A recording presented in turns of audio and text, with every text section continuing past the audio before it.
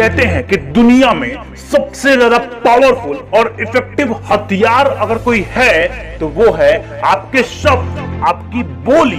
जी हाँ, आपके शब्द रोते हुए को भी हंसा सकते हैं और हंसते हुए को भी रुला सकते हैं। आपके बोले गए शब्द ही हैं जो आपके सारे दुखों का अंत कर सकते हैं और दूसरी तरफ आपकी सारी खुशियां छीन भी सकते हैं। ये किसी इंसान के अच्छे शब्द ही होते हैं जिनको यूज करके वो लाखों दिलों पर राज करता है। फिर चाहे वो मार्टिन लूथर किंग हो, हिटलर हो या फिर हमारे देश के प्राइम मिनिस्टर नरेंद्र मोदी हो। ये इन लोगों के बोलने की कला ही है जिसने इन्हें इतना ज्यादा सक्सेसफुल बना दिया।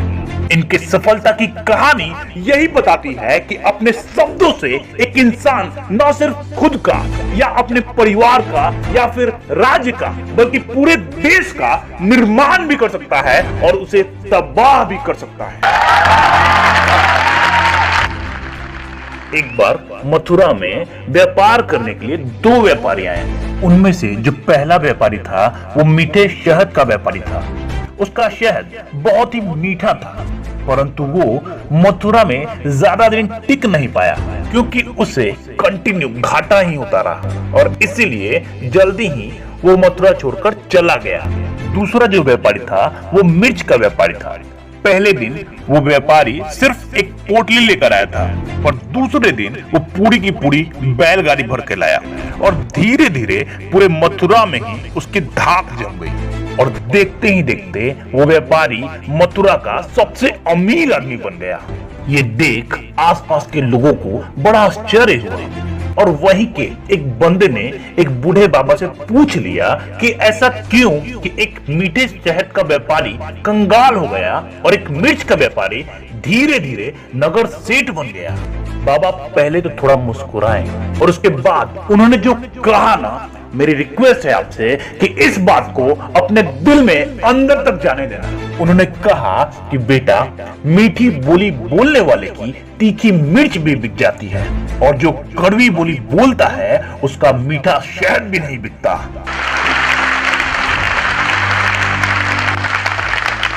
अर्थात एक मनुष्य अपने जीवन में हमेशा अपनी बोली से ही ऊपर उठता है और अपनी बोली से ही नीचे गिरता है।